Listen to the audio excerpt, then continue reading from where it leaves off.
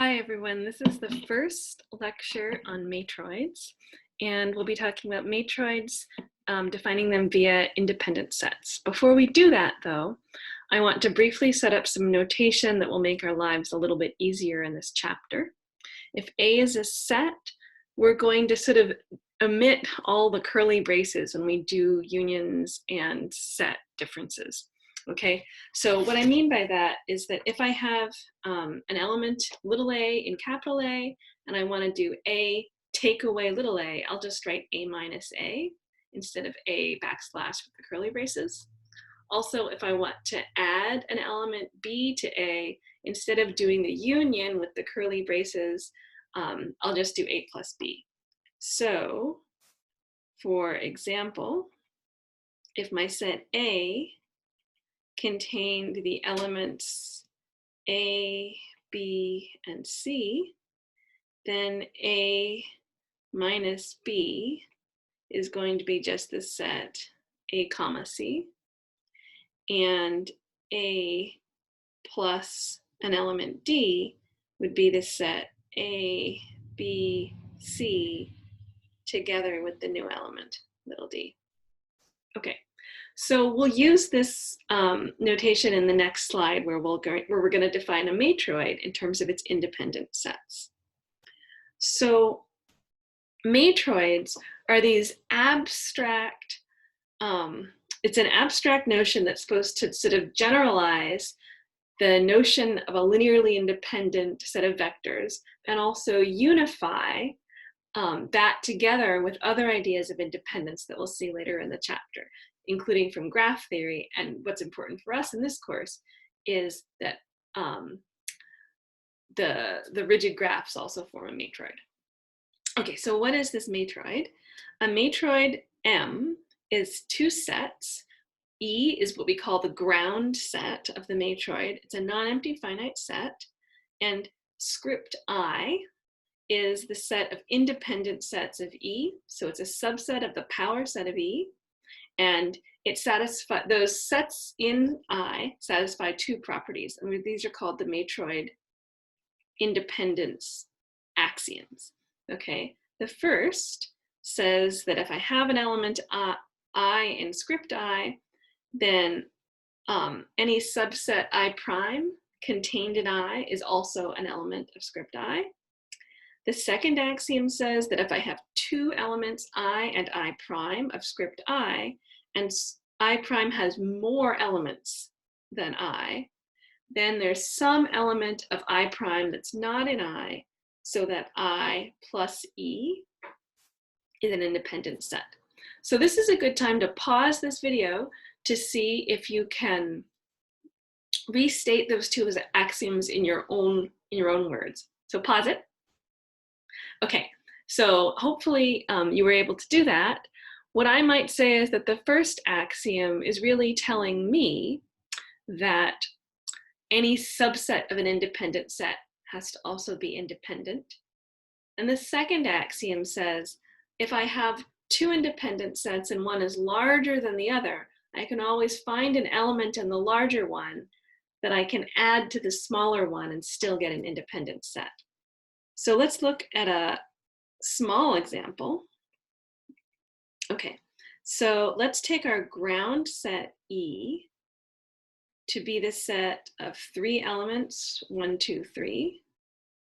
And let's take the set script I to be the set that contains all two element subsets. So 1, 2, 1, 3,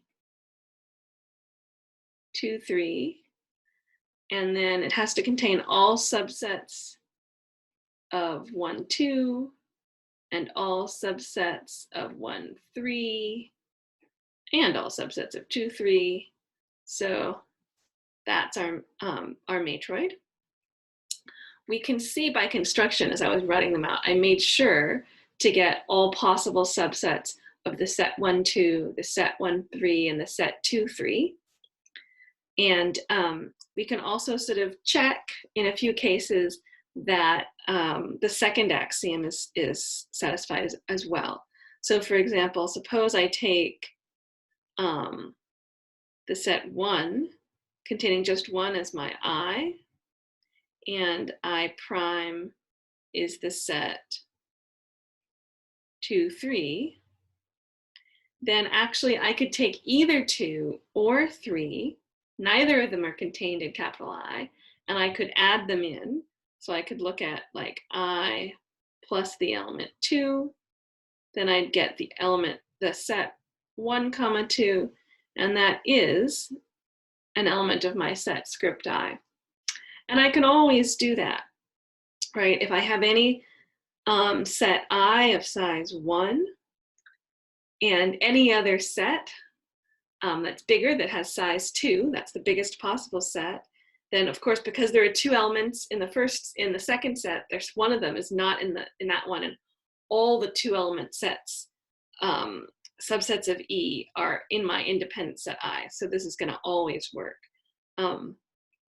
Okay, so the next thing I want to show you is sort of the fundamental example of a matroid, and this is a linear matroid. So the theorem is that if I take a set of M vectors in Rn, and I let my independent sets be the set of all linearly independent subsets of E, then the set M, the matroid I get, where I take E to be the ground set and script I to be the independent sets, is indeed a matroid. Okay, so to prove this, we have to show that both of the axioms are satisfied. So this is written up in full in the book, so I'm just kind of going to sketch it here. So from linear algebra,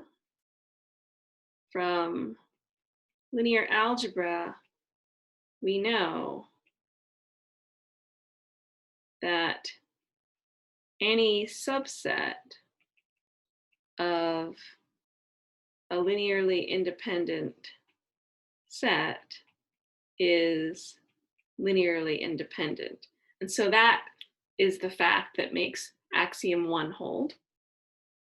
And for part 2, well, suppose we have 2 sets, I and I prime, that are linearly independent,